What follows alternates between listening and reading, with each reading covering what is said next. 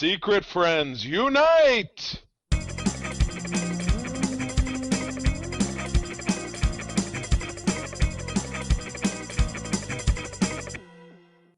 Welcome to the Secret Friends Unite podcast, episode 416. This is your guide to the geek side, and I am one of your hosts, Todd Oxtra.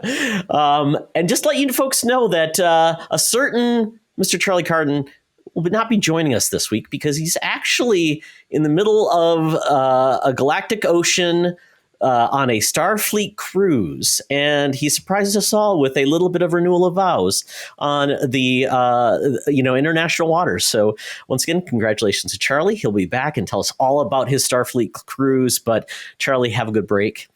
And when we have when Charlie is gone, sometimes I'll bring in guests that have not been on this podcast before. And that's what we're doing tonight, folks. We've got a guest who has been on co-op mode to talk video games, but now we've got someone who's very familiar with comic books, and that's Mr. John Bernardo. And he is from Comics on the Pod podcast and Comics on the Pod.com, I believe, if I got it right. Yes. John? Yeah, you got it. Yeah, the podcast is Comics on the Spot, but unfortunately our handle is Comics on the Pod. There you go. See, there you go. This makes it easy for people. Well, thank you for joining us. Yeah, we had you on co-op mode to talk video games, but we always, figured there's a good crossover between people like video games and like other geeky stuff. So it's always a good time to bring on folks who were fun, bring them back on another one of our shows. So John, so folks who may not have listened to the video game show, because we don't have a lot of crossover on this show because it's primarily just comic books and what you've been watching, reading. With that though, give people your, I call it your geek elevator pitch of how you became the geek you are today. I mean, as you can see for any of the video watchers, as you can see, most of my geekdom comes from Turtles. I've been into Turtles ever since I was a kid, and I am very grateful that to this day that I have a franchise that I was able to stay with. It still exists. A lot of people complain about what's happening to the Turtles now, what they look like, and so forth. I'm just happy we still have them, because if we still have them, that means people keep putting up more stuff. I can keep going broke over these things, and you know what I mean, like we get to stay in that world. So it really started with all like Turtles, and then it evolved into Power Rangers and so forth, and then kind of like most people around high school, you kind of have to find out, do I stick with these things or do I have to try to like grow up, air quotes. So I kind of stuck in the middle where I didn't know where I was, and then once I kind of got out of high school, came back to what I do best, which was, just being a giant nerd as much as I want. And funny enough, late in my life, I only got into comic books late in my life, probably in my 20s. I only got into comic books. Passing, I've, picked them up here and there as I was a young one, but only in my 20s, thanks to Comixology, which, rest in peace, was I able to easily access comic books, because to me, walking to a comic shop is very intimidating. And that's the whole part about any sort of geekdom, is that we can't have gatekeepers. We need more people to consume any sort of nerdy stuff, any sort of geeky stuff, because the more people consume it, the more popular it gets, the more money gets put into it, the more we get to enjoy it. And people need to realize that. But yeah, so I got into comic books, and then from there, it's just, ever since I kind of introduced myself into comic books, I just realized that this is who I am. This is who I want to be. I don't really care what people think about it. And it's something I instill in my kid too. When she says, I'm not supposed to like this. I'm like, you like whatever you want. I don't care. So yeah, that's basically me. It's, I'm like what you want. And, I like a lot of nerdy stuff. I like anime. I've been into anime since I was a kid as well. So there's some nerdy stuff for you too. You remember renting some VHSs when I was a kid? Oh yeah. Yeah. And now that I'm an adult, I can, buy stuff like this. Like, cause why not, right? I'm holding a Red Ranger, Power Ranger helmet for anyone not watching a video. But yeah. That's me. That's awesome. Because what you talked about, exactly right. If people support the things, they'll make more. Things will grow and more people get to enjoy it. Especially talk about Turtles. I mean, I remember when that, and I remember when it came out, I was in high school when the cartoon came on. I remember though when the comic book came out, and I'm like, and it was a indie hit. I mean, Yeah. It wasn't from one of the major publishers. And this is before Image. There weren't many people doing independent books that actually did well. It was in black and white. I mean, about this crazy thing. So the fact that it has now, I mean, we talk about like franchises that just won't stop. Turtles, we've got Power Rangers, and they're, it's just amazing. So I think this is great, and they hit every generation, which is even better. Which tells you the versatility of it, and it's fantastic. Here's all this is the original, like the original comics, like in hardcover form. It's great. I mean, it's great. And by the way, there is a fantastic The Toys That Made Us on Netflix about Teenage Mutant Ninja Turtles. It's amazing. You get to see the creators. It's one of my favorite series. It's really well done, and they do a good job talking about what happened with the franchise, how it's changed hands. So it's really great. I will say one thing: if you are interested, and I don't know if you've seen it yet, and if anyone listening is interested in more turtle documentary type stuff, there is one called Turtle Power, and it's a definitive history of the Ninja Turtles. It's about an hour 40 minutes. Probably can find it. I think it's on Paramount maybe or YouTube. But yeah, that is an amazing watch, and it will cover everything Turtles up until when that thing was made. It is fantastic. Well, excellent. Well, thank you, John, for being on. This is going to be a fun ride. And I think I'm just going to build on what we just talked about and the fact that we have a Patreon, and we're now about a month into the Patreon. We've got about 10 members now that have been fantastic joining us on our ride. And you're actually going to be on a Patreon episode talking about yes, you and another friend of mine, Sean Capri, will be talking about Sean Capri. I know him. Yeah. Oh, you do? Good.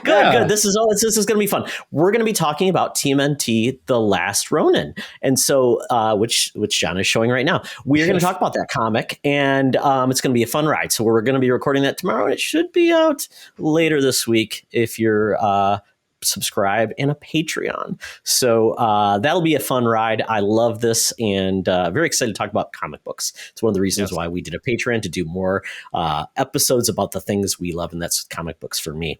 So with that, though, we want to say thank you to our Patreons that make this stuff possible. Best Bud, Jamie Prinky. Thank you, Jamie, so much. Jamie, make sure you go to our Patreon, our actual website. We do have a Patreon page now. Hopefully you like the image I picked for you. So enjoy that. And then we also want to take our BFFs, Sean, Stella, and Henry Nias, and Missy Merchant. They've been here from the beginning. Great folks. And they do love the comic book talk. So I think they're in for a ride with this episode. But John, one of the things we have to do that people love about this show is we pick a comic book based on the number of this episode. We found out that when we got to like the 400s, it was harder. There was only like a few comics that have actually been into the 400s. It's typically DC. That's about Spider-Man, Batman. So we said, let's just go with the I guess call it the last two digits of the comic, and we'll go with that. So I picked one, not because it's goofy or silly. It's because I thought it was such a cool idea. Maybe it's a gimmick. I don't know. But Spider-Man 16, it was a crossover with X-Force, and this was a special sideways issue. So that's why I'm like this. Exactly. So this is a comic that you actually put it sideways and read it like top to bottom, I guess is the best way to say it. Interesting. Okay. And everything was, I believe, I don't think they were all single panels, but it was, once again, trying to go for a widescreen format in a comic book. And that's kind of how you do it. And I believe the artist at the time was still Todd McFarlane. So this is right before. That looks like McFarlane for sure. Yeah. That's his Spidey. Yeah, this is at the tail end of his career at Marvel, right before he jumped to Image. And I think he even teamed up with Rob Liefeld in this one, because I think Liefeld might have been actually still at the helm of X-Force at the time from an art perspective. I think it was Chris Claremont or another art at the time. I can't remember if it's Claremont or who was writing X-Force as well. But yeah, this was just such a fun book. Very dynamic. Art form was great. And this was the era of the artists, not the writers. It really was. And this was basically giving the artist a medium to really expand, like a widescreen format from TV versus back in the day, it was 4:3, basically square, going wide like a movie format. I thought this was such a cool idea. It's a beautiful looking book, especially if you want to see Todd McFarlane draw the X-Men, which he didn't do a lot of. Yeah. Yeah, and this issue came out November 1991, and it is sideways, so I have to look sideways, and it does say it's part of Sabotage Crossover Part 1. Mutants and Nonstop. Wait, I'm reading. Sorry, folks. If you're Mutants right, and non-mutants against the unstoppable Juggernaut. Oh, so even better, Juggernaut. He's so great.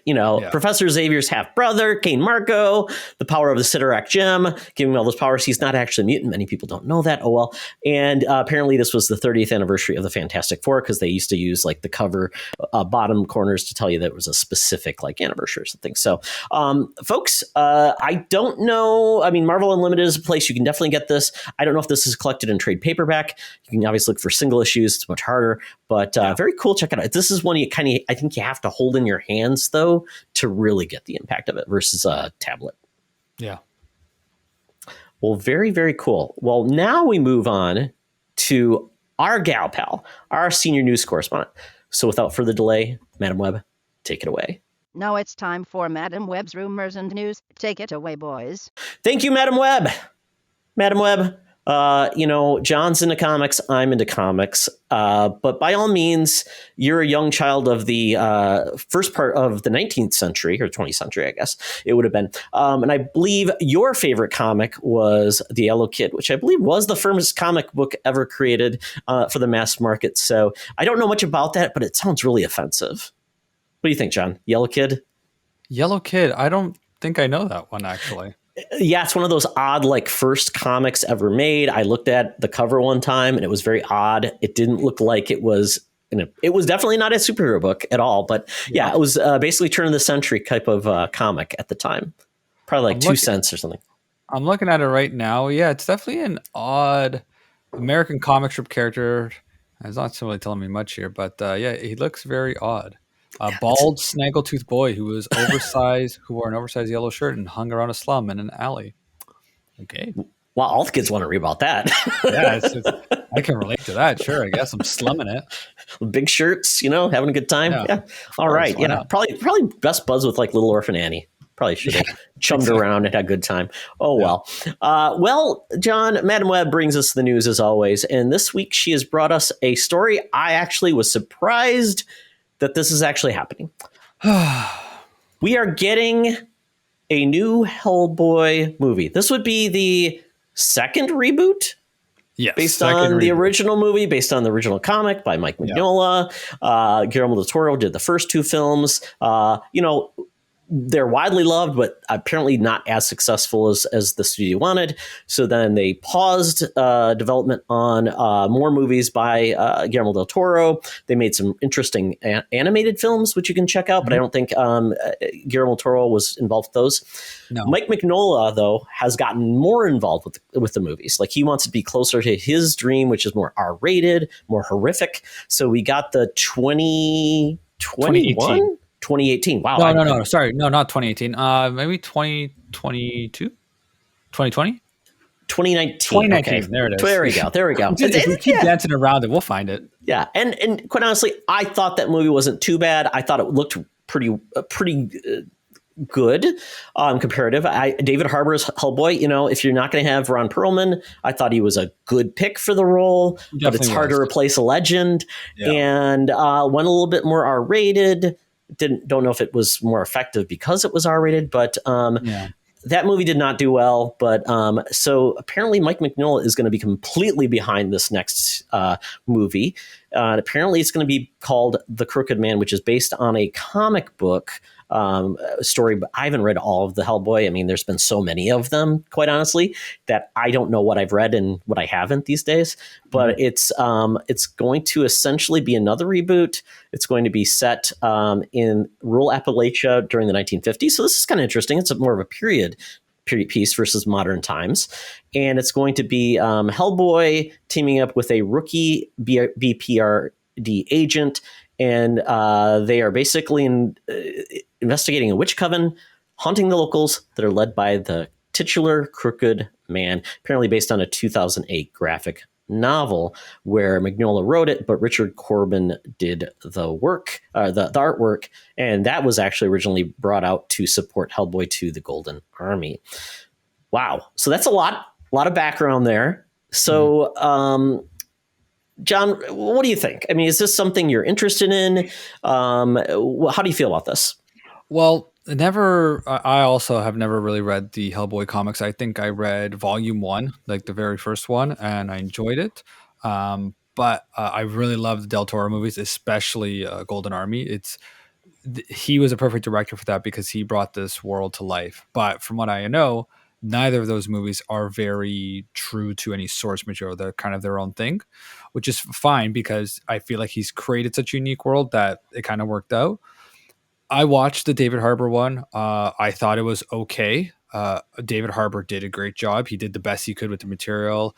It was definitely more comic-y, definitely more, more outlandish than the other movies. So I saw what they were going for, but they just dropped the ball on that. So my initial reaction is, God, no, please no. But Mike Mignola being behind this, co-writing the script, gives it some hope. Taking place in the 1950s, which I believe I could have swore when I read one of the stories I read, it was taking place back then. So, or at least there was a flashback or something along those lines. So they are really sticking to, and with Mike behind it, they're sticking to that kind of original vision. So I don't know why they're trying so hard. I don't know who owes who what favor that they need to keep trying this franchise, because let's be honest, nobody really cared for the other. Like Hellboy 2 did pretty well as far as I know, not well enough for them to make more, but maybe that's because the studio, I don't know the real reason, but what was there not enough money? Was it a time thing? By the time they wanted it, they wanted more money. Who knows, right? But at what point, if you didn't think it was good enough to do part 3, why did we reboot it, right? I would assume the concept is with these suits is that, well, comic books are popular, let's do another comic book movie, let's just do that. And then it failed, and like, let's try one more time, I think we can do it again. Like, guys, this just came out, you just tried it, and it's not even that this next one can't be good. You just tried. Can you let it breathe for a little bit so that people forget about the other one? I don't know. It seems too soon, really, and it's going to confuse a lot of people because anybody who saw the last one, they'll be like, "Oh, well, what happened to David Harbour?" It's really. I mean, typically when they do these things, I mean, we had the X-Men. That's probably the most famous, like, comic book getting a reboot with First Class. They did that good, though. They did that good because they're like, let's go to the past, right? Yeah, new group of mutants. Yeah, that people aren't familiar with. Yeah, exactly. So they kind of did it good, but like, for another bad example was, Spider-Man 3 came out, and then we're all waiting for Spider-Man 4, and then it's like, now Amazing Spider-Man, here you go. Yeah. Right. So, and back then we didn't have a lot of sources to find out what the heck was actually happening. So we just thought, okay. Now we know all the troubles that Sam Raimi had with the studio. But before it was like, why are they doing this? We had a Spider-Man. Why are we starting another Spider-Man? What are we doing? Yeah, I mean, and we're going to talk about actually this in the Thunderdome. We're going to talk about franchises and fatigue. So we'll go on and about some more examples of this. It does seem weird that coming this close to the last one. Lionsgate did the last movie. This one's being done by like more of an independent film house. So I don't know what. Yeah, that has some hope, right? Because then you're hoping it's like, listen, just do whatever you got to do. Usually when it's the bigger studios, it's kind of like, let's get in the way. You got to have this. You got to have jokes. You got to be an Avengers, right? So hopefully being in more independent studios, I'll kind of stay out of the way and let the creators do their work. So we can see. But the person that's doing it is the director of Crank, which is a good thing. Kind of crazy movie. Yeah, if you want a weird tone. Yeah, with what was that, Jason Statham? Yeah, but like that's a kind of turn off your brain movie. Like if you're trying to get deep into the source material of the comic, I don't know. We'll see. He was good at doing the action, so I'm hoping that's a good thing. I think sometimes we forget that the director isn't the writer, so let's see if maybe he could prove us wrong. But the last one came out 2019. If they're going to start production in March, we're probably not going to see this until 2024. Yeah, I was going to say 25 or 26, right? But yeah, so we don't even know who Hellboy is yet. They haven't even announced it, and it's like, what? Really? Well, yeah, exactly. So I'm thinking, by 5-6 years, I guess it's enough time. So we'll see where we get there. Maybe Ron Perlman's available. I remember a while back too when they were talking about like he was already too old to do it, and he was like, he's like, listen, I know I'm too old, but I will do it if we can get it. This was years and years ago. I'm wearing freaking makeup, by the way. Yeah, but I mean, to point. Yeah, I mean, it's going to be plus 50 years in the past. So yeah. Well, it's funny you said about the makeup, because I remember David Harbour, when he got the role, he started working out and getting really jacked up, and then they said, "No, we're just going to put a suit on you, body stuff on you." Yeah, exactly. Yeah, He's like, well, exactly. I've gone this far, and he's like, "All right, I'll put the pounds back on." Exactly. Just let me do my thing, right? Yeah. Exactly. Well, yeah, we'll see how this goes. Mike Mignola owns the IP. Dark Horse does not. They publish it for him, the comics and stuff like that. So that's where the creator can do whatever they want. Hopefully it goes better than when other direct creators have been involved, like Frank Miller doing The Spirit. But enough said about that. Next story is a comic book story. Once again, talk about, the past coming back. We've got Jonathan Hickman. His next big Marvel project will be bringing back the Ultimate Universe. It's called Ultimate Invasion. It'll force the Illuminati to reunite to face the Maker, which was evil Reed Richards. So I don't know exactly. Apparently, it's been 8 years since Hickman basically wrote a story to end the Ultimate Universe in Secret Wars. And I believe at this point, the only characters that exist from the Ultimate Universe are Miles Morales, and I don't know who else, to be honest, because I know you're on your own with this one, because I'm not up to date with anything Marvel. I read Ultimate Spider-Man, and that's pretty much it. Okay. Well, I mean, and that was the whole point. Ultimates came along at a time when Marvel felt like they were like DC at the time. Their characters were like all in middle age. The comics were all like at 400, 500 issues, and they wanted a way to attract new readers, basically refreshing the characters in certain ways. Sometimes it didn't feel that different a take than you previously got. Sometimes it did. Ultimate Spider-Man didn't really feel that different. It was just in modern times, where instead of Peter Parker looking like he was in Happy Days, he looked like a modern kid.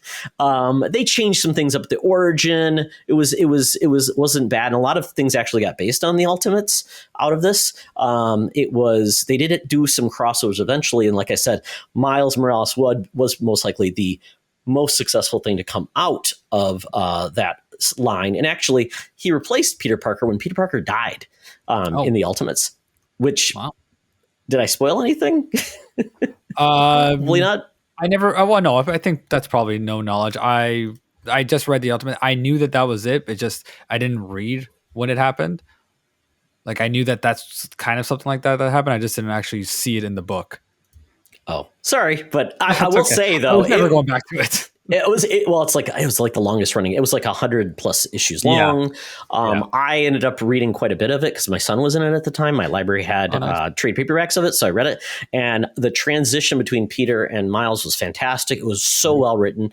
Brian Michael Bendis was really behind it, and it was the longest running of the comics. There were the actual Marvel Zombies came out of the Ultimate Universe, which was interesting. Okay. It was kind of a Fantastic Four story that caused it, and they kind of spread, as you will. But yeah, those are probably the most successful things. But apparently, Jonathan Hickman, he is quite the architect of when he makes a story. When he does an Avengers storyline, or when he does a storyline, it's got so many. Or even the most recent run of X-Men, which has really changed the status quo for the X-Men. He makes stories that he has plotted out 8 years. You don't know what's happening and what will pay off and what won't. And he's quite the architect. Now, he gets a lot of people like Grant Morrison lost in the details at time. He kind of lost me there, bud. And he has a long game and plan. And then a lot of people love him. And I love him or hate him. He's kind of a mixed bag for me at times. Well, he's coming back. He's bringing back the Ultimate Universe. Nothing stays dead. And it's going to be interesting to see how they do this. I don't know if Marvel needs more characters, more storylines, or more events. We just finished, and we're going to have this on a future show. We're going to be talking about the Avengers X-Men Eternals event that just happened.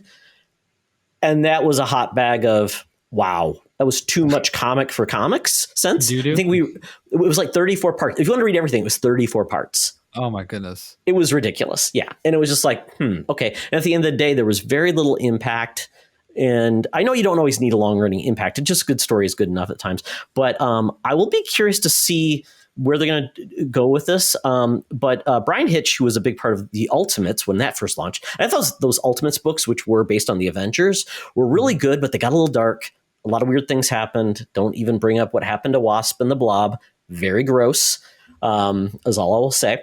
But Brian Hitch is coming back for this as well. So I'll be curious to see what it is. And I don't know. I mean, you said you don't really catch up with the Marvel comics that frequently.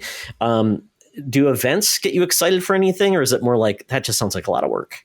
It does. Unfortunately, like that's when it comes to comics. Like I do enjoy superhero stuff. I enjoy more consuming it on a standalone scale. When it comes to ongoing things, it's hard for me to kind of stick with. Like Ultimate Spider-Man was its own thing. It had, things that were you could. I know that at some points there was X-Men involved and things like that, and there's those issues that had that, but you didn't have to read them. So when it comes to Marvel and DC, I strongly try to stay away from continuity, because when I did try with DC, I remember when DC Rebirth came out, I was like, okay, we're starting from the beginning. I'm on the ground floor. I won't miss anything. I can do it. And I was reading every single issue of every single thing that came out. Wow. Because the second you read something, okay, Batman, now it goes into this book. So I got to go read that book. Like halfway through, it tells you it's going to have a crossover. So I got to go read that book so I understand the crossover. And it was overwhelming. And to be honest, that's the part of comics that I feel is too intimidating and can deter people from wanting to get into it. So for me, I like reading the standalone stuff. So Marvel, Spider-Man Life Story, the Batman books. I have the Batman White Knight books, which are, their own little series, Mr. Miracle, things that are standalone. You can read it and you're done. You don't have to worry about the next 400 issues coming out. So yeah, I don't remember the original question, but yeah, it's hard for me to kind of I don't get excited by an event unless someone says here it is. It's these 6 issues. You can read this event. General Marvel knowledge applies and you can get out. And I know that's not the case, because every event has lead-in issues and they have like in-between issues, right? So it's never just, here's the event, enjoy. It's like you can go watch Infinity War and Endgame and never watch the other movies and you'll be good enough. You can't do that when it comes to actually reading Marvel comics. I think you're exactly right, especially for new readers when they watch the movies or the TV shows and they're like, what's a good comic? Mm-hmm. That is a really hard thing at times to recommend, because they have a different feel. They're in different places. Comics are like soap operas that have been going forever, and the storylines creep forward at inches at a time versus years at a time. So I've kind of gotten weary of the Marvel events and even the DC events. They are, like you said, they're overstuffed. Too much. It's just really doesn't generate sales. And a lot of comics now, they've got issues of a comic you love. Now you're being dragged into the story, and it's like, oh, I didn't want that. And now, So I don't know, take it or leave it. That's why I'm a big fan of, with Marvel and DC. I'd rather get the subscription service, just because if I am interested, then I don't have to spend potentially over $300 to read a whole storyline. That's expensive. Exactly. A lot to have asked of someone. Yeah. So, but it's coming. I know there are a lot of people that are really fans of that series, and it was probably what got them into Marvel at a time. So I think it's kind of neat fan service for that, and maybe it will have some repercussions. I wouldn't hold your breath though. Yeah, exactly. So we'll see how that one goes. Well, we pivot to, once again, we're hitting on a lot of common themes this episode, and this kind of brought the topic to mind. And I was talking to John. I'm like, I have a couple topics, and by the way, did you know they are going to be making new Lord of the Rings and Hobbits movies? Yeah, I briefly heard about this, and I don't know what to say. I don't know how much more they're gonna milk the heck out of this. I don't know. They said that they're gonna do it, but have they said what that they're gonna do? Like what story they're gonna do? I don't know a lot about Lord of the Rings, but I know that they've done it, right? Like, is there more? We already have the Amazon TV show. What more do we need? That's a good question. There are, the established books. Then there's The Hobbit, which is one book that they turned into 3 movies.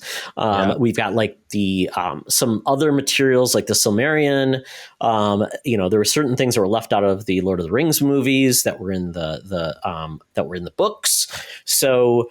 And then we have the Lord of the Rings, Rings of Power, which is essentially a prequel 1,000 years before this all happened, more about how the rings were forged, and really getting you out of the, I'm going to run into somebody I know. But you may, because elves are really old. Maybe Gandalf's really old too. You might run into him, or somebody's relative. But that was, at least I thought, was entertaining, because it was like, it's really just lore, and it's just like having fun with how did things come to be. But it's not like just fan service, and it's not just we need to fill in every gap. In this case, though, I mean, and it's interesting because we've had the 2 of the favorite things I've had that have come out of Lord of the Rings were the Shadow of Mordor and the Shadow of War games, which were great. Love those. It was from a different perspective, but it was, once again, a video game. You're playing in that universe, which was very cool. There apparently is a Gollum video game coming out, which is like a stealth game that I have no interest in at all. I've never wanted to be Gollum. It's been my lifelong dream to be Gollum. A gross guy who hides and eat dead fish. Yeah. I mean, even if he wins, what does he win? Exactly. He's precious. He gets to continue being gross and eating people. That's great life. Yeah. Well, and then we had other news that the Embracer Group, who has been consolidating IP and everything, they're a Swedish, basically, company that acquires things and then sells them off. Well, they acquired the rights to Lord of the Rings to do certain adaptations. And it's like got certain criteria, like where Amazon can do theirs, but apparently it's got to have like certain things that are not movies. Like, so this is more movie focused rather than TV. And it sounds like they made a deal with Embracer Group to get the rights. And with that, I don't know what this means, though, because we just had the Hobbit films 6 years ago. I don't know. Time is a vortex. I can't remember. And then we had the original Lord of the Rings movies, which are now 20 years old. It just seems like really not. Really? 20 years? Wow. I'm getting old. So yeah, to your point, I don't know what you do to do better than the Peter Jackson films, because he was devoted, great filmmaker who had a passion for it. I mean, it was his passion project to film all 3 at the same time. People thought he was crazy. They were Oscar nominated. And then to go forward with it, to build it out, I don't know. I don't know if the larger public at hand wants more of it, but I could be wrong. I mean, people wanted Avatar 2, and I thought that franchise was dead. Did they want it, though? Even if or they didn't did James want Cameron it, just shove it down our throat? Exactly. Even if we didn't want it, it was coming. And apparently we're like, okay, James Cameron, feed us 2 or 3 hours of people that are blue. I still haven't seen it. I did not enjoy the first movie. I mean, I respected visually what they did, but special effects are visually are everywhere. Great, of course. Yeah. The story, though, as the plot was thin, the acting was thin, the action scenes were incredible. This movie, though, the sequel, I will say, much better. I think that the fact that it was more focused on a family unit, and the other race they found, or the other not race, it would be another, just another tribe that they found. I thought their animation style was so much better. I thought their world was cooler. So my only problem with Avatar, if you haven't seen already, I don't know if it does it justice on a regular small screen. So that's what I hear. And, I've been kind of preached to the whole, you got to watch things on the big screen. And it's, for me, it's like sometimes it's just more convenient for me to watch it at home. And I know I'm missing out, and I don't have the biggest TV or the biggest sound system. But for me, it's like, and we'll get. I wish this topic came sooner later, because it would have been a perfect segue. But we went to the movies this weekend, and we watched a certain movie we'll be talking about later, and the theater actually made the experience worse. Not because of the screen, because of the people. So Yep. But you're absolutely right. We'll get into that. We can get into that after. Yeah. Well, I will say, if you have any curiosity, I would definitely see in the theater. I think, and I don't know what it was when I saw it in the theater, people were just mesmerized. So they didn't have time to talk or do something stupid. So that was a good thing. I also saw it in Alamo Draft House where you can snitch on people and they will kick them out if they're idiots. Ooh, I like so that. yeah, I don't normally go to it. It's about 40 miles from my house, but I figured I'm going to see it on the best. Yeah, I know. It's like a weird thing. I'm like, you know what? If I'm going to see this movie, I'm going to commit to it completely. They'll bring you food, but I mean, they are clear to tell you that if you are talking, you will be kicked out, and you can write on a little slip of paper, give it to the wait staff so that you don't get found out, and they will remove those people. So it's definitely one of the better experiences if you have one near you, but it's not for everybody. So I don't know if there's much more to say about this because I'm not an expert Lord of the Rings guy. I'm not the guy that's read all the books. I have seen the animated movies, which I really enjoyed a lot. So if you like a lot of singing with orcs, I recommend the animated films. Yeah. Oh, I wanted to bring this up earlier just to kind of back up a bit. Back to Hellboy for a second. I don't know if you saw, but a while ago at the Game Awards, I believe, they kind of showed a sneak peek at an upcoming Hellboy game. And it is in Mignola's art. And that's amazing. Amazing. So I love that. If there's one good thing coming from Hellboy, it is going to be that game, at least, I think.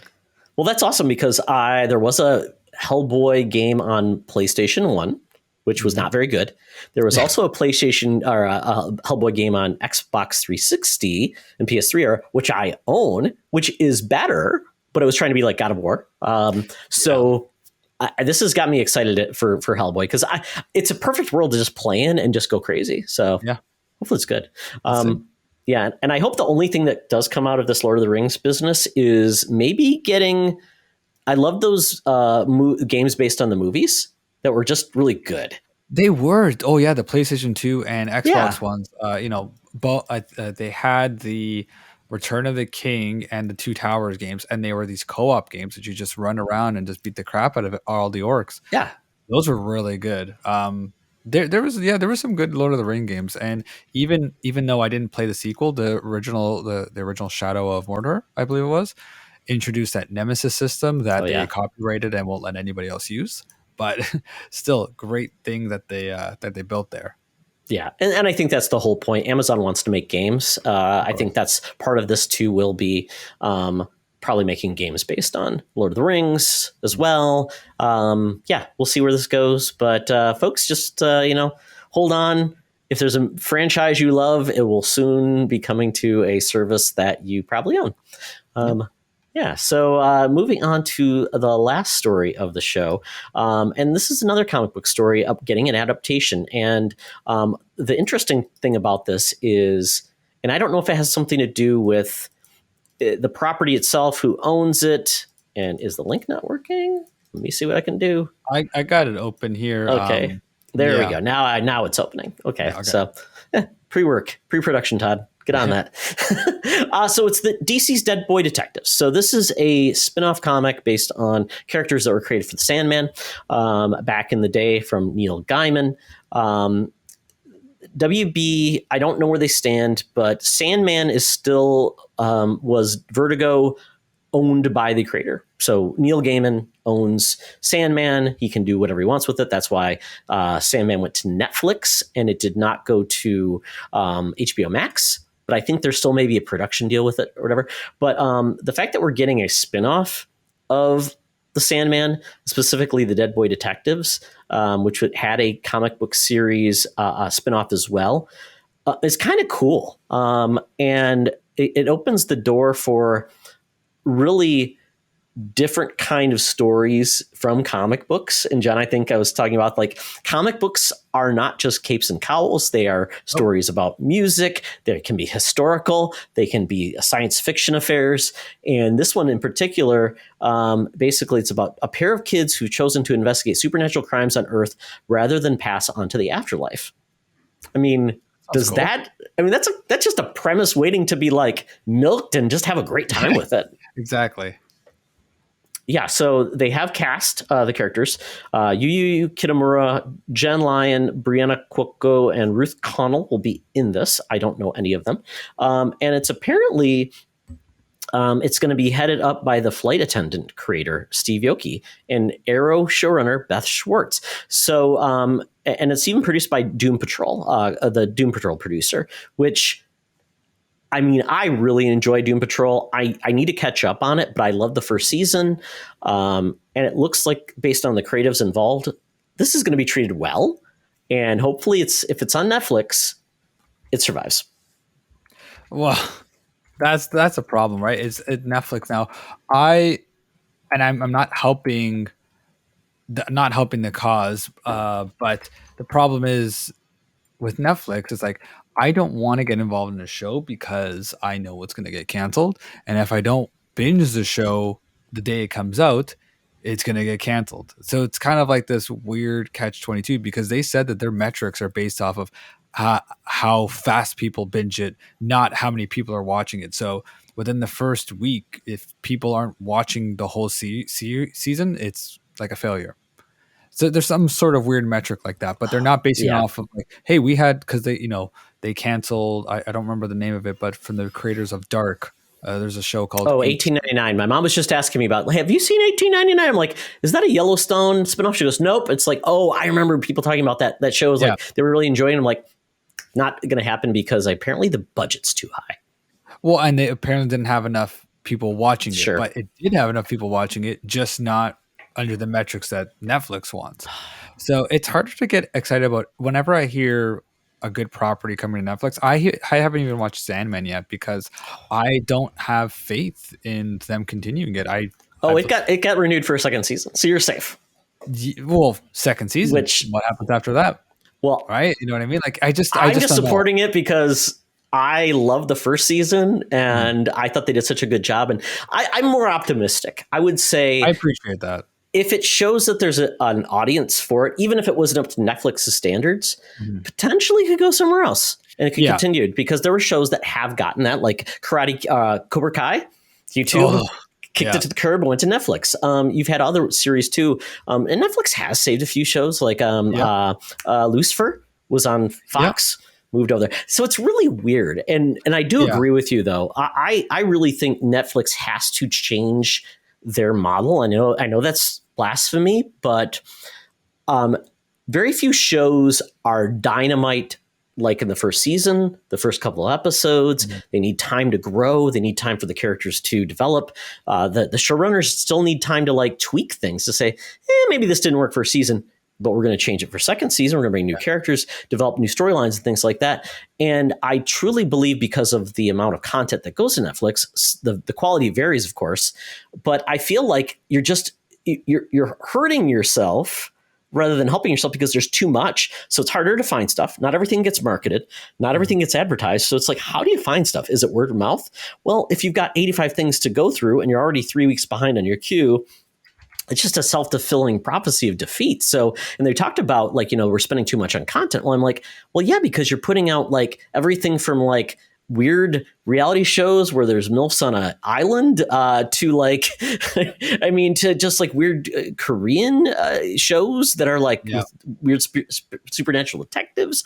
I mean, there's so much coming at you. It's like, I don't know how you get through it. And that's only if you own Netflix. If you own other services, you're like, I'm hurting here. I need some good suggestions. So I totally get where you're coming from, John. I'm just glad somebody's making these things. I just wish, they were given I always say this, if it was today, Seinfeld and many other shows we love would have never made it because they didn't click, with episode 1. Yeah. I think with me, it's like, I kind of give it more like have a season or 2 out, then I can jump in, right? Because if I jump in at season 1 and you cancel it, it's like, come on. But yeah, if they're doing a season 2, then I will jump in and check it out then. Absolutely. Well, that is it for the news this week, folks. Hopefully you enjoyed these stories. If there's something you're more excited about, let us know on Twitter. If you disagree, agree, let us know. And we'll talk about it on another episode or on Twitter and the interwebs, or join us on our Discord and we can chat there as well. So with that, John, we are now going to go to our favorite geek establishment for us to get caught up on what we've been geeking out about. And hopefully it hasn't been canceled by Netflix. So let's go. Talk nerdy to me. Talk nerdy to me. We're sitting in the Geek Easy, drinks are poured, and we are ready to get our nerd on. So, John, this week we'll talk about something that both of us saw, a little bit about a cocaine bear. Yeah, we saw a little bit of cocaine bear. We got a little bit of that Yeah, it was kind of a last minute thing. I had interest in it ever since I saw the trailer, and then all of a sudden my wife said, "Hey, do you want to go watch Cocaine Bear?" My wife never wants to go to the movie, so I said, "Yeah, okay, sure." She did not know what she was getting herself into. No, I mean, I didn't know what I got didn't. myself into. Yeah, I was expecting a lot more comedy. I thought I was expecting a lot more silly. It was like this weird balance of like an actual story with actual character arcs and development, and then on the other side, Cocaine Bear, right? Um, I don't want to. Obviously, it's a movie's brand new, so I don't want to dip too much into spoiler territory. So I'm not going to give too many details away, of course. But I just felt like it did fall a little bit flat for me because one, I was expecting it to be funnier because it just had. I was expecting a B horror movie Mhm. with kind of like an Evil Dead, like classic Evil Dead, but with more comedy. But it seemed like this weird mix of that and not that. It was directed by Elizabeth Banks and one of the Lord brothers. I think one of the guys that did like the Lego Yeah. movie and all those and Phil all those Lord, I think. yes, Phil Lord. So like they had like comedic people behind it, and I don't know. I felt like they tried to do too much with it. Great length, great pace, but I didn't. I felt like we spent, and I guess this is the problem with any sort of animal monster movie, but they spent more time with the humans than with what's actually happening. And just, I don't know, like none of the funny parts really did much for me. And it didn't help that the person I was sitting beside found everything funny. Oh no. I mean, everything. I mean, the ambulance was backing up. You remember that one scene, the ambulance backing up? I'm not giving anything away. There's a one scene with the ambulance backing up. Mhm. She's laughing. What? At the end, when the kid Really? said, "Oh yeah," the kid says, "Oh no, here comes the popo." Laughter, lady. Oh. It's not fun. I don't want to. I Was don't it, want to. wait, was it, maybe it was my mother. She's a little bit old, and senior citizens find everything funny. No. She was pretty young. She was in her Okay. early 40s, I would say, Okay. or late 30s. And yeah, it's just like, listen, I wish I could enjoy things that much. It's not that funny, lady. You're laughing at things that aren't even funny. There were some funny parts. You know, I did chuckle at some, but I'm also pretty hard to get to laugh. Like things aren't funny to me anymore. I don't know. I'm pessimistic a little bit, so it's hard to get me to laugh. But there were some funny bits. Overall, it's a light 3 out of 5 for me. It just made the 3 mark. It barely got there. But yeah, I felt like it delivered on its premise. It is what did they say it was. I was just hoping for a little bit different direction. I think maybe my expectations were in the wrong way. Yeah, Elizabeth Banks. She directed what? The Singing movie. Pitch Perfect. Pitch Perfect. There you go. So she knows I actually comedy. like those movies too. And like those movies were enjoyable. Yeah, and then she knows comedy. So it's like one of those things like, okay. And to your point, I totally get you. And the tone of this movie was all over the place. You see the trailer and you're like, okay, this is going to be like Ernest Goes to Camp with a lot of gore. Maybe like that. Because the characters were over the top. They weren't like playing straight. Maybe Ray Liotta was, but you know. Ray Liotta was Ray Liotta. Like he was just like a character, a cartoon of himself. Yeah, but everybody else was just broad, playing it broad, a little goofy, didn't know where they're going. This movie was more gory than I thought it was going to be, quite honestly. I'm like, whoa, they went there. Okay, that's kind of gross. There were a couple of scenes that did surprise me. They were like, oh, okay, we're doing that. Very good. But then other scenes, I'm like, this... Like I said, the pacing was a little weird at times. I struggled with the movie because the reviews and everything are like espousing like the excellence. I'm like, this movie is so good. Oh my god, it's going to be fantastic. The first really good movie of the year, and I'm like, okay, well, if this is better than like Snakes on a Plane, maybe, and maybe more successful than Snakes on a Plane, but in this case, I don't know. I would recommend this movie for people going to the theater. I would say wait till it's streaming. See it there. Yeah, exactly. Like, this is a watch it at home. Like, and I was going to watch this at home. It was just kind of a spur of the moment. Let's go watch it. The kids with grandma, so let's go. And like, sure, right. But I probably would have rather have taken her to Ant-Man. She doesn't watch superheroes. She probably would have had a better time. Probably. And Ant-Man Yeah. is not for everybody either, but I think it's for a good time. I think it fits the bill. As long as you don't I need to, your Marvel goggles on, you're like, I know everything's going to happen. Why didn't this happen? Yeah. I think this movie is for some people. Maybe that lady that you were sitting next to. Probably. Yeah, exactly. Yeah, I got a free ticket and that's why I went. So, yeah. Well, lucky you. Lucky me. I was like, I didn't have to pay for this. Why not? I'm going to the movies. Oh, well. Yeah. Very cool. So I see something on your list, Chainsaw Man, that my son is into manga. He's into anime. So I get most of his thoughts on what we should watch. We watch some together. But I've been seeing Chainsaw Man like everywhere. It's blowing up, but I know nothing about it. You want the elevator pitch, huh? Sure. So it's basically, it's kind of like, so your son's into manga, so you know the term shonen, right? Like of just like kind of fighting animes. Yep. What is it? Boruto, Naruto, those type of shows. Like My Hero Academia, watching that. Demon Slayer, Dragon Ball Z. Those are all shonen animes, and I am not an anime connoisseur, so please, if anyone is better than me, please don't shoot me. But basically, what this one is about is that there are devils in the world, and there is a group of people that are there to kind of kill them, right? To get rid of them. But there are certain people that have devil powers where they kind of sign a contract, like a contract with another devil, and then they get their powers. For example, like, I'll give you my power, but I'm going to take your eye. Right. So things like that. And it follows this main character, Denji, who has a pet chainsaw dog. And I won't say how, but at some point after the first episode, I know it's so goofy. After the first episode, he gains some of his power so that he can be the Chainsaw Man, which is when he transforms, his head turns into a chainsaw, his arm turns into chainsaws, and they're basically immortal unless you like cut their heart out. So visually it looks amazing. So I was into it and watched the first episode. I was like, this is awesome. The third episode got into that really weird anime trope of like, this is really horny and naughty. And so I was thrown off.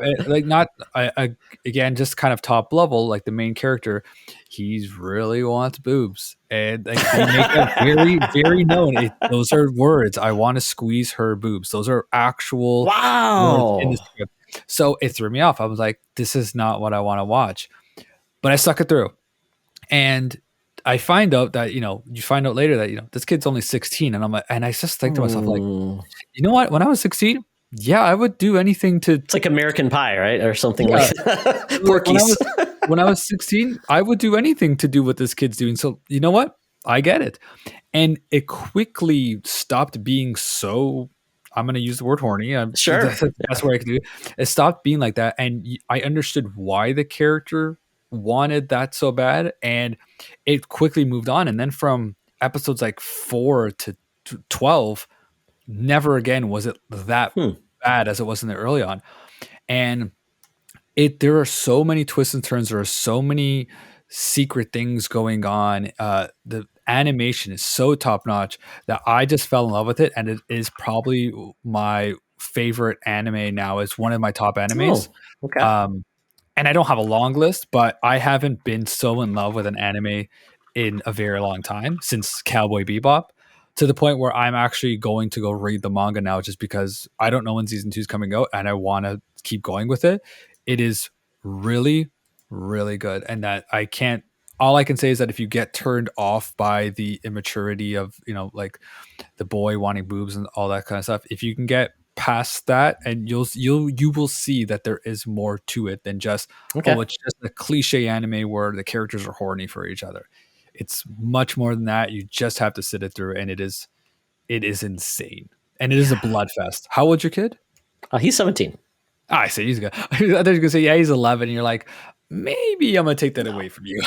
No, he's fine with that. It's funny you talk about that, because it seems like it's obviously it's Japanese, and their culture is different. They have different viewpoint on things, and it is interesting that because anime and manga, it's really growing in popularity, specifically for females. especially young teens. And I was wondering, like, would that turn young girls off? I mean, do they care? I don't know. They're teens too. I don't know. It's just weird. That's what I'm saying. Yeah, we're older, so we're like, it's weird to us because you're like, okay, it's kind of creepy, right? Because we're like, now we're reading about teenagers, and yeah. But then you really think about it. We watch Game of Thrones, and it's all about sex and this and that. Like, how many shows do we watch, and it is all about sex, right? Yeah. So, well, at that age, I wanted to see R-rated things. yeah. Well, at that point, it's just like everything has some sort of. It's just for us. It's just because, like you said, it's because you're young, and two, only the guy is young. The other people are older. But I think it's because it's animated. Is that what throws you off too, right? Because you're just like, oh, so now I'm going to see animated breasts. Like, okay, that's weird. You don't, but I'm just saying, like, that's probably one thing that would throw you off because it's animated. But no, if your son is, I don't know if you said your son was preaching about it, but watch it. It is, like I said, you will watch it, you will fall in love. And the cool thing about the intro, I just found out that the director / writer of the manga, he is a big movie buff. So the intro is not like clips from the show or just like random spurts of fireballs firing in like some other animes. They're all like little vignettes of clips from other movies. Like you got The Big Lebowski, you got Pulp Fiction, really, a bunch of some good influences. Nice. Yeah, just in the, and it's so cool to see it. But yes, I cannot honestly recommend an anime more. As long as people just need to give it that shot. If you're thrown off by the horniness in 2 and 3, just keep going. Trust me, you'll get there. But yeah, solid. It's interesting. My son actually filters a lot of like My Hero Academia and Demon Slayer for me for like the most exciting episodes. So he's like, you don't remember? No, I think you made me skip that episode and go right to the next part. So yeah. Because some of those things get long. It's like a soap opera. It's like I said, they're like 150 episodes is no big deal for them. So it's like, there's some filler stuff in there, but well, very cool. Yeah, that's a series I've been saying, hey, I've heard things about this. You want to watch it? And my son has not said yes or no, but he does have a lot of the apps where he can read the manga and stuff like that. So tell him you spoke to a guy who says you guys would watch it. Okay. I'm with you. Like My Hero, like I was watching My Hero a lot, and then it's that I get really tired because it's just like there's 22 episodes. Chainsaw Man was 12 episodes, and that's the first season, and the second one has not come out yet. So nice. Sometimes some of these other animes, they're going way too long. Just give me, for all TV shows, give me 10 to 12 episodes. Do not go into the 22. Once you go there, I know I'm going to get fillers. And when I see a filler episode, I don't know when it's not going to be a filler episode, so I won't always pay attention. Exactly. Yeah. Stick around to the next one. Maybe it's better, or maybe it's more intriguing. Yeah. Well, very good. And it's funny because the thing you read next is a book I started, but I didn't finish it. Which book is that? Andre the Giant and Legend. Oh, sorry. You started. Okay, sorry. I thought you were telling me. I started it. Yeah, it's a graphic novel about Andre the Giant and his life, and I'm like, I was so intrigued. I heard good things about this book. So, and are you a wrestling fan? Yes, I was a wrestling fan growing up, got out of it because it's just one of those things I just stopped caring about. And then only in this last year have I gotten full back into it again, and I've kind of rekindled my love with it, all thanks to AEW, which is another promotion that's out that's kind of like the rival to WWE in a way. They're kind of like the WCW of today. I'm all back in it now. I'm watching mostly every week to week, but Andre the Giant. I'm just kind of been really into reading anything about wrestling. What I've always missed in the past growing up with wrestling is that we did not know how things really were. Everything was what they tell you, right? So, when I was a kid, for anyone that knows Stone Cold Steve Austin, I always thought that the stunner actually stunned people, and that's why they kind of like did that. I didn't know people sold their moves as much as they did. I thought that they like were in a shock. I was young. I was silly. So now it's 50-50. It's always nice that everybody knows that these are booking things, that these are scripted, so forth. So it's nice that people are just kind of like, this is what the business is like. And I love to know the ins and outs of things. I love transparency in content. I wish that we had that with musicians. I want to know, like, growing up, I love to see behind the scenes on how an album was made. I don't like it when things aren't transparent because, like, what are you hiding? So I love to see things like that. Now, with the Andre the Giant book, they did a great job of showing you a little bit of that behind with not too much, just enough, just to kind of like give you a little edge. I wouldn't. The term graphic novel, trade paperback, all that stuff, it's a comic. It feels more in line with a comic strip because each it goes through his life, and each point in his life is very quickly gone through. Like the pages look like a comic strip for sure, but they go through it really quickly. So like you're never staying in one moment too long. But I did learn. This is a good way to read about Andre the Giant without reading, a big thick book. And it got your points across, and I learned some things I didn't know about him, and it was a good read. I would give it a 4 out of 5. I enjoyed it. And, if you have even the slightest interest in them, I mean, to me, it's made me want to go back and watch some matches because I've actually never watched any Andre the Giant matches. So Wow. some of the ones that they highlighted in the book, I kind of like, oh, now that I know how the behind the scenes work, like how Hogan needs to do this or like put over another wrestler or anything like that, I kind of want to see that in front of me now because I've seen it in GIFs and little clips, but I've never seen it in an episode. So I'm used to wrestling being more about like high flying in spots. So I'd be very curious to see what it was like back then. My grandpa was really into it, but I never watched those early episodes. Early matches.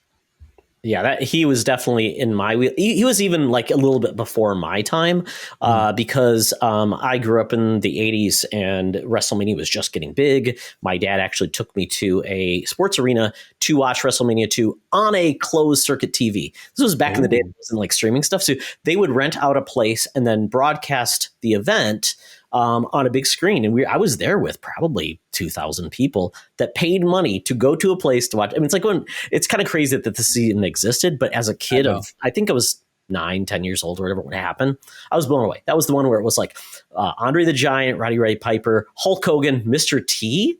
I mean, it was crazy. It was just at that perfect time where wrestling started becoming big. I mean, we had like Rocky 3 with Mr. T. Hulk Hogan was in that movie. And Andre the Giant, most people know him from The Princess Bride. And the fact that Andre the Giant, this giant, he's over 7 feet tall, huge, from France, gentle giant, and all these things, and reading about this in his background, really cool story. And then beautifully illustrated, just a fun background story. And that's my wheelhouse, is those days. And I do catch up with wrestling every once in a while just to see where it's at. And it is entertaining still. I mean, yeah. That was me for like the last year or two, where I was always like, maybe I'll get back into wrestling. And I would just kind of see tweets. I'm like, okay, I'm good. But yeah, I've kind of gotten full force now where I'm watching the pay-per-views. I'm watching this. I'm not watching week to week, but I am on it. But when you were mentioning, Rocky and stuff like that, like one of the things you find out in the book was that the Hulk Hogan versus Rocky was actually inspired by Andre the Giant fighting a boxer. So, but the Hulk Hogan is in this case playing Andre the Giant, who, like, in comparison. So yeah, like there's that, and I never watched The Princess Bride, which I know I've heard is very highly acclaimed. But there's a lot of behind the scenes on filming Princess Bride as well. So like it's really cool to kind of see the people behind the character and like how they made Andre the Giant who he was, how it wasn't like he was this larger than life person, but like how they capitalized on him and how unfortunately they milked him for what he was worth and kind of used him up. Yeah, definitely. Wrestling is not great for your health or your longevity. That's for sure. Well, very cool. I know we've kind of got a time out soon. So I'm just going to hit really quick on Picard season 3, episode 2. I really enjoyed episode 1. Episode 2 does not disappoint. If you're into the show or you're curious and have been spurned by the first or second season or heard they were bad and didn't want to watch, I think this is the season that they meant to make, and they just finally got to do it.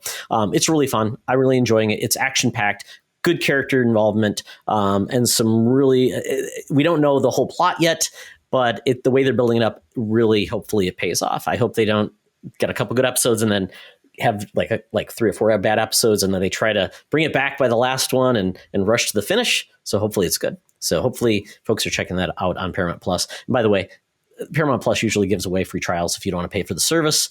Hopefully you can check it out for free. And then lastly, The Last of Us. We just got a new episode's coming out tonight, so I'm very excited for that. But the latest episode, once again, they're nailing a lot of parts of the comics, the video game really well. They're adapting it really well based on some different tweaks for the show. At first, I was worried that they might not get to the finish by the end of the first season, but the pace they're going at, they may do it. So I'm really excited to see where they go next. And this next episode is really going to take in account the DLC called Left Behind, which I was surprised they were going to do that. I'm like, they're going to fit this in, and they are. Yeah, and it's funny. I actually just beat that recently. I just beat part 2 a couple months ago, and then after I'm like, okay, I need to go back and finally beat Left Behind. So I did the same thing. I never played it when it first came out. Yeah, so it's perfect. It's going to feel nice and fresh.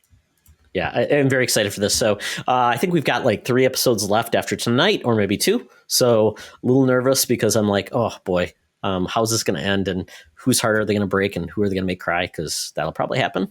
I think they said that this season is supposed to cap in all of season 1.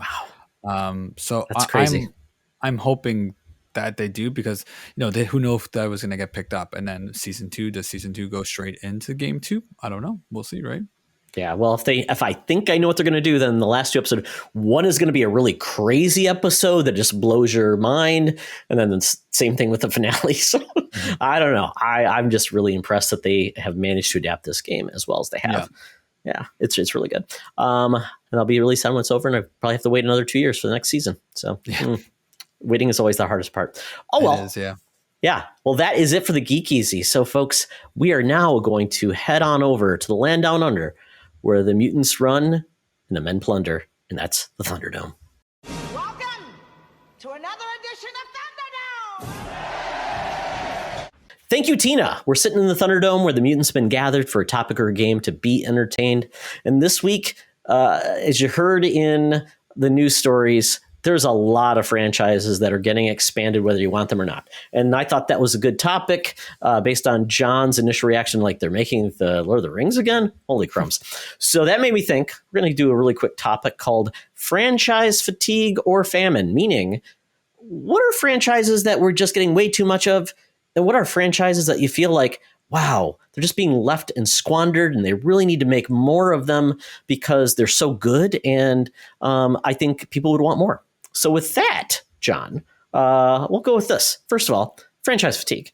It's a hot topic in the Marvel universe these days with comic books and superheroes and all that stuff. Is there anything that you're feeling like fatigued by in regards to the world of franchises? I am fatigued by the Marvel movies, but not in a bad way. It's more just so because there are so many coming out, and they're not. They used to be more special. They used to try to make them more unique. But as you've heard, for example, with Ant-Man, a lot of the story and a lot of the visual effects, everything was rushed because they were prioritizing Black Panther. So the problem is not necessarily the fatigue. It's them pushing it too hard and not allowing things to breathe.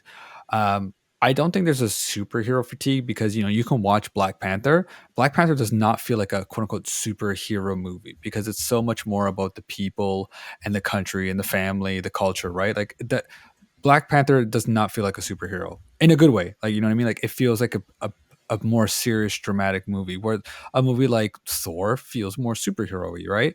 I think what James Gunn is doing with the DC universe is more promising to kind of fix that fatigue, to kind of give a shot of Red Bull in there and kind of get everyone back into it, because he is, based on what he's talking about, is giving people the creative freedom to I trust this directing and writing team to make what they're going to make. They're not focusing on let's get the big people out of the way. They're not focusing on trying to make this big Avengers / Justice League thing. They're starting with these most obscure things and just trying to build characters. So I think if we can get back to that and we can stick to just creating good movies and not trying to build the next phase or trying to build up to the next movie, then we'll be better. That's the biggest problem with Marvel, is that it was great when we got the Infinity War and Endgame, but now with the expectations that, okay, what are we building to next? What are we building to next? And it's the same problem with what we talked about with comics, where it's all about an event. It's all about the lead in. You have to watch the movies prior to understand it. People are like, there's TV shows. What do I watch all the TV shows, or do I watch some of them? Who knows, right? So I think they just need to put a more focus on making the quality product and be better about how they're handling that. Like Miss Marvel, for example, I loved it. I loved her, the girl playing Miss Marvel. I love how they really got into the culture, and then most of the season just rushed to another location and it was all superhero stuff, where the beginning it was more like coming of age and all that stuff, right? So they really need to trust the people that are working for it and just let them create these stories that, because we're getting tired of superheroes. They need to let them be more than that. You know what I mean? Yeah, and I think you make a good point, because comic books incorporate every type of story you can tell. We just talked about Andre the Giant getting essentially a comic book. So that tells you the depth and the where you can go. And you can do independent stories. You can do stories about music, biopics. You can do the smallest little story. You can do explore things without a budget. Yeah, there you go. You showed Blue. What is it? There's other. These are two. I just want to quickly shout out Dave Chisholm. These are two comics he wrote, and they're both about jazz music, and they single-handedly got me into jazz music. So no superheroes involved at all. That's what, you know what I mean? Like, that's the power of comics. There is so much more. Yeah. And by the way, folks, make sure you're watching this episode, because John has brought props. No, this is great, because your background is awesome and I love this and I want people to see it. No, and I think that's the great part. You've got comics at the ready to show me. And I actually have comics like on my feet because I'm redoing some things with my single issues. But I mean, you're absolutely right. So when we talk about fatigue, I think it's when too much at once and then too much of the same. And when I say too much of the same, I think Marvel did a good job of looking at genres and adapting those in comics. I think of like The Winter Soldier, really well done, doing like a spy film, and they've done they've done perfect example. Like that doesn't feel like a superhero movie either. No, it's really well done, and I think they've done that okay in other genres. But I feel like they've gotten away with it in a lot of it. Like Ant-Man does feel like now it's versus being a smaller film where it's kind of goofy and it's not, the world is not at stake, and you easily know a thief, and he's got, so it's trying to go after like a comedic bent, which is great. I thought Thor did a good job in the previous movie in Ragnarok of just like, we're going to reinvent Thor, because the first two movies kind of felt generic, kind of felt too much like stoic. So we're going to go that. But then it's like they tried to repeat that and it kind of failed. So I think when comic books, movies and TV shows can have an identity, they have a visual identity, they have a voice that makes sense. I think it makes people excited to see what's next and how will it be told differently. I think that's why, in a lot of ways, I was looking at like a list of franchises like Batman. There's been 8 Batman films, and quite honestly, every attempt is a little bit different in a way. Yeah. I mean, you get like the Tim Burton, which is it has to be, right? Exactly. Then you get like the weird, wacky Joel Schumacher films. You get like the Batman 66. Then you get the Nolan films, and I would say Nolan and the most recent The Batman, they had a lot of commonality, but one was like he was more of a detective versus a generic Batman guy. Yeah, I think what carries the most common is that they were both very grounded in reality, right? But yeah, and what they did different with the Matt Reeves one is that, like, no, we are going to make him a detective. Whereas the Christopher Nolan ones, it was more about his. It was like you had Batman and then you had rich Bruce Wayne. Right? I really like the Matt Reeves one because the Matt Reeves one actually made me appreciate less the Nolan ones. Like, I've lost appreciation for them after watching the Matt Reeves one, because when I really think about it, the best part of The Dark Knight was Joker. Yes. I like Dark Knight Returns. No, Dark Knight Rises. I actually like that one despite it being really crapped on. And that's because they took Bane, a character that I did not think could lead a movie as a villain, and they made it work. I'm like, okay, I can see this. But yeah, I didn't even know where we were going with that. No, but you're right. But then we're hearing like the next Batman film is going to be more like he is in the comics, which we haven't got a lot there with teaming with Robin. I'm like, so that's kind of think that when we talk about like fatigue, I think that's what leads people into and it's funny because the Spider-Man films, because we did get like, the Tobey Maguire, then we get the Andrew Garfield. In a lot of ways, they were very similar films. I didn't feel like there was a lot tonally, except maybe one was more like the Stan Lee, Steve Ditko era. One was more like the Ultimate era. And then we got the Andrew Garfield. I just think a lot of people enjoy the most recent series because it just feels like it's Spider-Man without a lot of baggage and he's having a good time. Yeah. So No I don't know. origin, just like throw him in there. Like, and that's what we need to start. That's another thing actually to avoid fatigue is if you're going to reboot a character, you need to try your best to skip the origin because we know Batman's origin. We know Superman's origin. We know Spider-Man's origin. Like we know these major character origins. You need to, the Spider-Man, they did it great where he was still early, but not too early. Right. So like they got past the origin, but not too early that he's already super far in. But you can take a character and say, hey, for like with Matt Reeves, this is Batman. He's on year 1 or 2 of being Batman. We don't need all that stuff. People know the basis of it. Man dressed as a bat beats the crap out of people. Good to go. You know what I mean? So Exactly. People know that. So I think, yes, if you're going to continue to do these franchises that people know, skip the origin. We don't need the origin again. Yeah. And I think a thing that we're going to need more than ever now is I think things need to be standalone. It's great to have an overall story arc. Like I think old things used to do that where they would have like more of like standalone episodes and maybe, and I think Buffy was one of the first ones that did this, was really like there'll be an overall arc, but it won't be in your face all the time. You can actually enjoy each episode as a standalone because you feel like it's a complete story. You had a good arc and you had a good time. But if you keep watching, they'll build. The characters will develop, they'll grow. And that was kind of it was like Babylon 5 was the similar way with that. So I'm thinking like we've just got to have a lot of I think where we get unsuccessful is we take and make like a TV series. Now it's like a 9-hour movie rather than a 9-episode TV show. I think, and that's where comic books are great back in the day. You could read often a standalone comic book story. What is Spider-Man up to? And those are some great opportunities to really capture people's attention. You entertain them, you give them a little bit about the character, and then you can do that. But not forgetting that people desire longer arcing stories as well. So I'm curious, like, because with the MCU, people are feeling fatigued because like, I have to catch up on what? I have to watch all of these things now. Yeah. There's so much coming at me. I don't have time to watch it all. Does it really matter? And sometimes the quality has been reduced because it's like they had the budget to make 2 really good things or 5 so-so things. I liked Miss Marvel, but a lot of people skipped it because they weren't excited about watching a young teen become a hero. But I'm like, that's the stories we want because we don't get many of those. When was the last time you get a teen becoming a hero? I love Stargirl on the CW because I like the JSA and I like seeing teens being teens and having a good time. So I don't know. I mean, you think that is there still something good with just having maybe just a solo movie and that's the only movie they get, but it's a great movie? I mean, like I feel like that's how we kind of got with Batman because Batman feels like they could have not made another one and we would have been done. Like they could have announced this new DC universe. Thankfully, he said, "Hey, Matt Reeves' Batman is Elseworlds, so it still exists."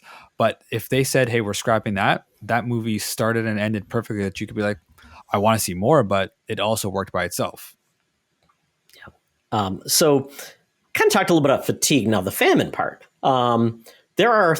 Everybody has a favorite thing that has either only been one and done, given short shrift, or it never even been adapted. I'll give you one. Green Lantern.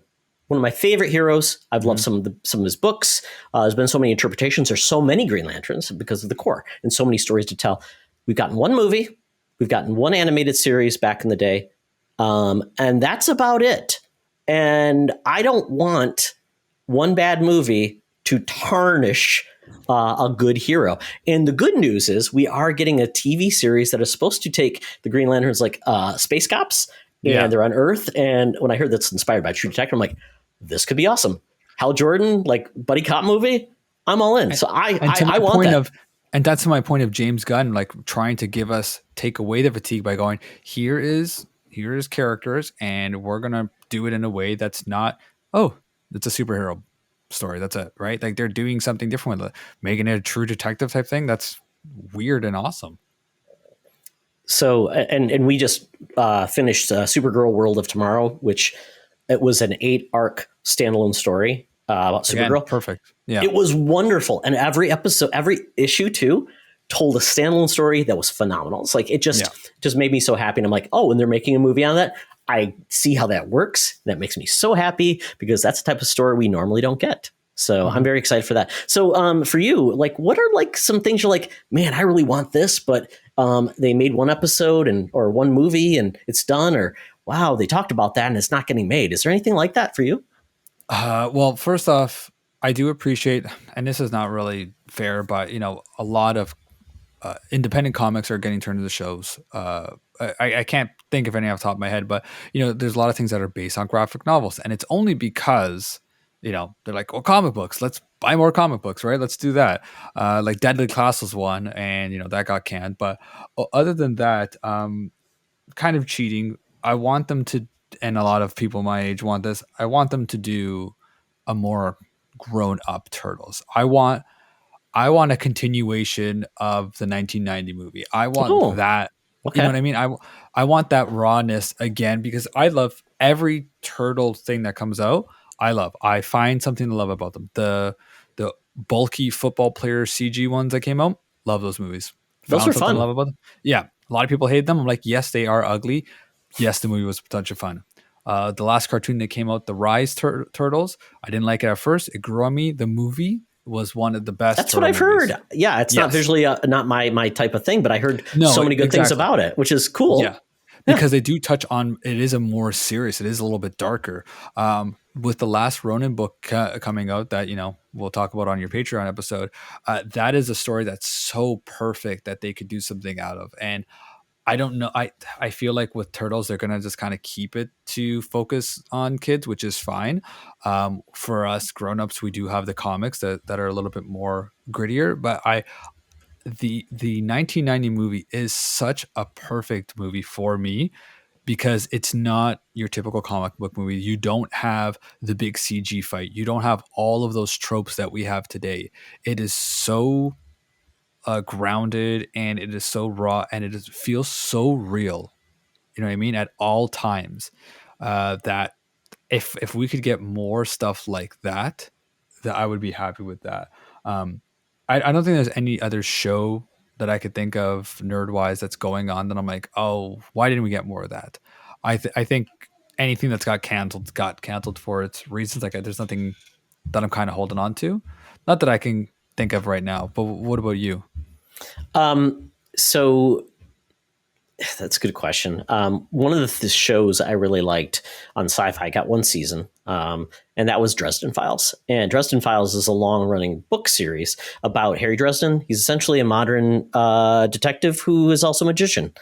It was really fun. It was like noir. Paul Blackstone was Harry Dresden, who has been in other genre things. He's great. And I thought it should have been renewed, and it didn't. And it's been, this book series is very popular. It's audiobooks and things like that. But it's, once again, it's a thing where it's like, it's still only living in one area, and a lot of people don't know about it. I'm like, this could work really well because I think it just fits a tone, especially if you move to like HBO Max and you could do like a dark with like gritty, and not gritty like, killing anything, but you could do it more adult, and it could be but it kind of balance those things. There was a HBO movie back in the 90s called Cast a Deadly Spell, very similar. LA, old detective noir film, but magic was a thing, and there was a detective who had to, Fred Ward was, I believe, the main character. It's a great movie, definitely worth checking out, but that I think would be phenomenal. But one thing I truly want, and hopefully my prayers can be answered with James Gunn behind DC now,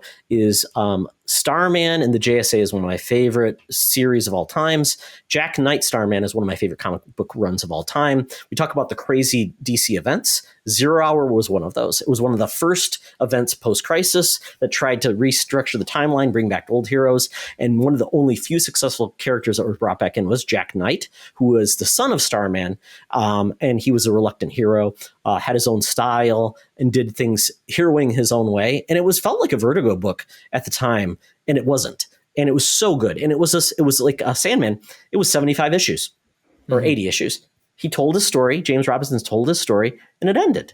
And I'm like, how? And they've never really revisited the character. And I'm not sure it was because he didn't want people to do that, but I think it would work so well as a series, even a movie. But I prefer a series just because of the way he told it. He went through the series, how complex it was, and it was wonderful. And they took like old crazy heroes or villains that you thought, oh, they can't adapt those, and they modernized them and made them great. Like Jeff Johns did a lot of that with like the Flash and Green Lantern mythos. I thought it was really well done. So that's kind of like where I would lead to see and that franchise coming back. Yeah, that sounds good. Yeah. Well, at this point, I thought you were going to mention Power Rangers because they've tried movies so long. Because the most recent movie I saw with my son, we enjoyed it. It was good. My thing, like, I felt that they took too much time to get to it, but like I was hoping, you know what, we'll get a sequel, and it was really promising. Let me just say this: did you grow up on Power Rangers?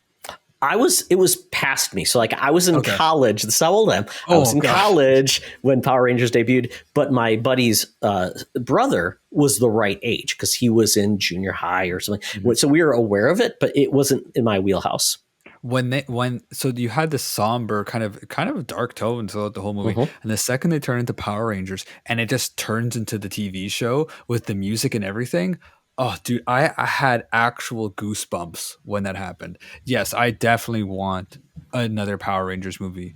That is because like I've tried to watch a show, and the shows are still fun. My daughter watched a little bit. She was into it for a little bit, and they're fun. But like the movies were special, definitely were special. And yeah, we need.